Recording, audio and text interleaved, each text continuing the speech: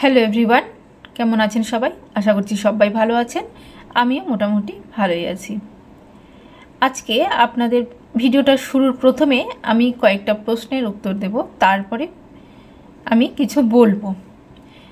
তো আপনারা সবাই নিশ্চয়ই ভিডিও টাইটেল এবং থাম্বনেল দেখে বুঝতে পেরেছেন আমি স্নেক সেভার ব্রাদার্সের শাশ্বত ঘোষকে নিয়ে কিছু বলতে এসেছি। আমরা অনেকেই হয়তো জানি, আবার অনেকেই হয়তো জানি না। তো যারা জানেন না তাদের উদ্দেশ্যেই আমি কিছু বলছি। অক্ষয় তৃতীয়ার দিন বিকেল বেলায় শাশ্বত ঘোষ একটি চন্দ্রবোরা বা রাসেলস ভাইপার সাপকে উদ্ধার করে এবং সেটি অসাবধানবশত কোনোভাবে শাশ্বতর বুড়ো আঙুলে কামড়ে দেয় এবং তৎক্ষণাৎ দেরি না করে স্থানীয় হসপিটালে যায়, তারপরে সেখান থেকে পিএলএস হসপিটালে। কারণ এই সাপটি হচ্ছে অন্যতম বিষধর সাপ, যেটি কামড়ালে সাথে সাথে যদি ট্রিটমেন্ট শুরু না করা যায় শরীরের যে সমস্ত ছিদ্র আছে সেখান থেকে রক্তপাত ঘটতে পারে, কিডনি ফেলিওর হয়ে মারা যেতে পারে, এছাড়া অঙ্গহানি তো হয়ই। তো এসব কিছু কিন্তু আমরা ওনার ভিডিও থেকেই জানতে পেরেছি এবং সেজন্যই উনি দেরি না করে তৎক্ষণাৎ খুব ভালো চিকিৎসার জন্য একটি বেসরকারি নার্সিংহোমে ভর্তি হন। পরে তার অর্থ সাহায্যের প্রয়োজন হয় এবং তিনি চ্যানেলে একটি কমিউনিটি পোস্টের মাধ্যমে আমাদের সবাইকে জানিয়ে দেয় যে তার কিছু ট্রিটমেন্টের জন্য কিছু অর্থ সাহায্য প্রয়োজন। তিনি শুধু সাপদেরই রেস্কিউ করেন না, তিনি অন্যান্য যে পশুগুলো আছে পথে ঘাটে যে ঘুরে বেড়ায় অবলা প্রাণীগুলো, তাদের জন্য অনেক কিছুই করে থাকেন। এক কথায় তিনি একজন প্রকৃতিপ্রেমী পশুপ্রেমী মানুষ। অবশ্যই তার এই দুর্দিনে আমরা অনেকেই সাহায্যের হাত বাড়িয়ে দিয়েছিলাম। এর আগে আমি বেশ কয়েকটি ভিডিও করেছিলাম এবং সেখানে বিভিন্ন ধরনের প্রশ্ন আমাকে করা হয়েছে কমেন্ট বক্সে। যেমন প্রথমত, আমি ওনার কে হই? তো আপনাদের সবার উদ্দেশ্যে বলছি, আমি ওনার একজন সাবস্ক্রাইবার। নিয়মিত আমি ওনার ভিডিও দেখি, মানে প্রত্যেকটি ভিডিও, কোনো ভিডিও আমি দেখতে ভুলে যাই না কখনো। শর্টসগুলো দেখি, বড় ভিডিও দেখি, প্রচুর জ্ঞান অর্জন করতে পারি, খুবই ভালো লাগে। তো অনেকে আবার বলেছিল যে আমাকে কেন পাঠাবেন টাকা। তো আমি কিন্তু টাকা চাইনি কারো কাছ থেকে। ওনারা যে ব্যাংক অ্যাকাউন্ট দিয়েছিলেন আমি সেখানেই আমি টাকাটা পাঠাতে বলেছিলাম। আমি জাস্ট বার্তাটা সবার কাছে পৌঁছে দিতে চেয়েছি যে ওনার মতো একজন মানুষের যখন সাহায্যের প্রয়োজন, তো অবশ্যই আমরা সবাই মিলে ওনার প্রতি সাহায্যের হাত বাড়িয়ে দেব। পিএলএস হসপিটালে ভর্তি থাকাকালীন ওনার আঙুলে কয়েকটি সার্জারি হয়। ট্রিটমেন্টটা দীর্ঘমেয়াদী এবং প্রচুর অর্থ সাহায্যের প্রয়োজন হয়ে পড়ে। টানা 12 দিন উনি পিএলএস হসপিটালে ভর্তি ছিলেন। তারপরে বাড়িতে চলে আসেন, ডাক্তারবাবুদের পরামর্শ নিয়ে বাড়িতে চলে আসেন। আবার ওনার আঙুলের কথা চিন্তা করে 29শে মে আবার পিএলএস হসপিটালে ভর্তি হন। ওনার আঙুলে একটি বড় সার্জারি হয়। 4 জুন টানা 2 ঘন্টা ধরে আবার আঙুলে অস্ত্রোপচার চলে। 4 জুন মঙ্গলবার দুপুরে টানা 2 ঘন্টা ধরে তার আঙুলে অস্ত্রোপচার চলে এবং ডাক্তারবাবুরা সফল হয়। সব মিলিয়ে মোট 6 বার ডাক্তারেরা উন্ড ডিব্রাইডমেন্ট সার্জারি তার আঙুলে করে, আঙুলটিকে যাতে ভালো করা যায়। ডাক্তারবাবুরা অনেক চেষ্টা চালায় এবং সফল হয়। অবশেষে ক্রস ফিঙ্গার ফ্লিপ পদ্ধতিতে প্লাস্টিক সার্জারি করা হয় ওর আঙুলে। এটা 4 জুলাই করা হয়। ডাক্তারবাবুরা জানিয়েছে সবকিছু ঠিক থাকলে আগামী 2 থেকে 3 দিনের মধ্যেই শাশ্বতকে ছেড়ে দেওয়া হবে। তো 4 জুন ওনার অপারেশনটা হয়। আর এটাও বলেছেন যে সবকিছু ঠিকঠাক থাকলে আঙুলের কর্মক্ষমতাও ভালো থাকবে।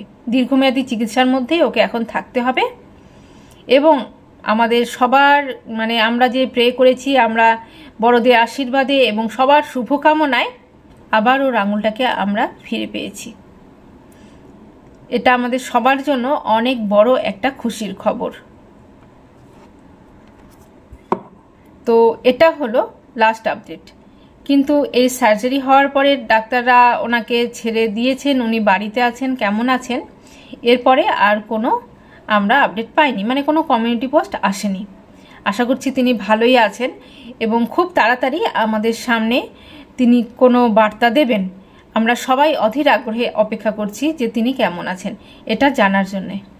ওনার মতো একজন ভালো মানুষ, প্রকৃতিপ্রেমী পশুপ্রেমী সমাজের জন্য, সমাজের কল্যাণের জন্য যিনি নিজের মানে এতটা রিস্ক নিয়ে উপকারগুলো করে থাকেন, সাপগুলোকে রেস্কিউ করেন, আমাদের সবার প্রার্থনা কাজে লেগেছেন। আশা করি তিনি ভালোই আছেন। বন্ধুরা, আমাদের সবাইকে কিন্তু খুব সচেতন হওয়া উচিত এই সমস্ত পোকামাকড়কে নিয়ে। কারণ কিভাবে আমাদের ট্রিটমেন্টটা নিতে হবে, কোন সাপটা কামড়ালে আমাদের শরীরের অবস্থা কখন কীরকম হতে পারে, কী কী সিমটম দেখা দিতে পারে, আমরা কিন্তু এনার ভিডিওতে দেখেই সমস্ত কিছু জানতে পারি। আর চন্দ্রবোড়ার সাপ যে কতটা পরিমাণে বিষাক্ত, এটা সত্যিই ওনার ভিডিও যদি আমি না দেখতাম তাহলে কোনো দিনই জানতে পারতাম না। কিভাবে ট্রিটমেন্ট নেওয়া উচিত, কিভাবে মানে ইমিডিয়েটলি কতক্ষণের মধ্যে আমাকে হসপিটালে পৌঁছতেই হবে, সেটা আমি এনার ভিডিও দেখেই জানতে পারি। সুতরাং যে কোনো সাপ কামড়ালে অবশ্যই কোনো কবিরাজ, ঝাড়ফুঁক এ সমস্ত করাটা একদম ঠিক নয়। যাওয়া উচিত সরকারি হসপিটালে, তারপরে সেখান থেকে যা ব্যবস্থা হয় হবে। আর চন্দ্রবোড়া সাপ তো মানে এর ক্ষেত্রে বিশেষ সাবধানতা অবলম্বন করতেই হবে। যেমন কিছুদিন আগে একটা খুবই দুঃখজনক, কয়েকদিন আগেরই একটা খুবই দুঃখজনক ঘটনা, যেটা আমি নিউজ দেখে জানলাম। সেটা হচ্ছে মালদার মানিকচকে খুবই দরিদ্র পরিবারের একটি যুবককে কামড়েছিল এই সাপ। যুবকটি মোবাইলে নাকি ছবিটাও তুলেছিল সেই সাপের। তারপরে হসপিটালে নিয়ে যাওয়া যায়, তো 4 থেকে 5 দিনের মাথায় ছেলেটি প্রাণত্যাগ করে। মানে সেটা নিউজটা খুবই দুঃখজনক নিউজ, দেখে খুবই খারাপ লাগছে। আর এখন বর্ষাকাল বা গরমের দিন, আমাদের সবাইকে খুব সাবধানে চলাফেরা করতে হবে। আপনার আশেপাশে চন্দ্রবোড়া সাপ আছে কিনা বা সেই সাপটা আসলে চন্দ্রবোড়া কিনা, এটা আপনি বুঝতে পারবেন কিভাবে, সেটাও আমি দাদার ভিডিও দেখেই জানতে পেরেছি। আসুন আমি আপনাদের সাথে সেটাই শেয়ার করছি। এই সাপ যদি বিপদ বোঝে, তাহলে মানে কোনো ধরুন মানে বিপদ বুঝতে পারছে, তার দিকে কোনো মানুষ আসছে বা কোনো কিছু একটা আক্রমণ হতে পারে, তো সেটা যখনই সে বুঝতে পারে তখনই অন্যান্য সাপ যেমন ফোঁস আওয়াজ করে, এ প্রেশার কুকারের সিটির মতো হুইসেল দেয়। আর এটা শুনে কিন্তু আমাদের সবাইকে বুঝে নিতে হবে যে না, এটা হচ্ছে বিষাক্ত চন্দ্রবোড়ার সাপ। এটাই তার একটা অন্যতম মানে তাকে চেনার একটা অন্যতম প্রধান উপায়। এতটাই এই সাপ বিষাক্ত যে কয়েক ফুট লাফ দিয়েও কিন্তু আপনাকে আক্রমণ করতে পারে। সুতরাং এই সাপ নিয়ে কখনোই ছেলে খেলা করবেন না। অনেকে এই সাপটাকে অজগরও ভাবে, কিন্তু অজগর সাপ আর চন্দ্রবোড়া সাপের দেখতে মোটামুটি এক হলেও কিছুটা পার্থক্য আছে। যেমন চন্দ্রবোড়া সাপের গায়ে যে ছালটা থাকে, সেই ছালের উপরে যে প্রিন্টটা থাকে সেটার মানে একটু চাঁদের আকৃতি হয়, আর অজগরেরটা কীরকম হয়, গোল গোল। আর চন্দ্রবোড়া সাপের স্কিনটা খসখসে, যেটা দেখলেও বোঝা যায়। আর অজগর সাপের স্কিনটা অনেকটা মসৃণ এবং তেলতেলে টাইপের হয়। চন্দ্রবোড়া সাপ কিন্তু সূর্যের আলোতে কিন্তু এইভাবে খুব একটা মানে তাকাতে পারে না। কোনো একটু দিয়ে আঘাত পেলে প্রথমে সে নিজেকে গুটিয়ে নেয়, পাক খাইয়ে নেয়, আর তারপরে সে কিন্তু সাবধান করার জন্য প্রেশার কুকারের সিটির মতো হুইসেল দিতে শুরু করে। আরও কিছু যদি আপনারা জানতে চান, অবশ্যই দাদার চ্যানেলটি দেখুন, সেখানে আরও বিস্তৃত আলোচনা করা আছে। তো দাদা সম্পর্কে আমি যেটুকু জানি সেটুকু আপনাদেরকে জানালাম, আপডেটটা দিলাম। আমার মনে হলো দেওয়া উচিত, কারণ এর আগে আমি ওনাকে নিয়ে ভিডিও করেছিলাম কয়েকটি ভিডিও করেছিলাম, আপনারা দেখেছেন। আর আমার ভিডিও যদি আপনাদের ভালো লেগে থাকে একটা লাইক দেবেন, আর যারা নতুন আমার ভিডিও দেখছেন চ্যানেলটা সাবস্ক্রাইব করবেন আমার পরবর্তী ভিডিওগুলো দেখার জন্য। আজকের মতো এখানেই শেষ করছি। নমস্কার।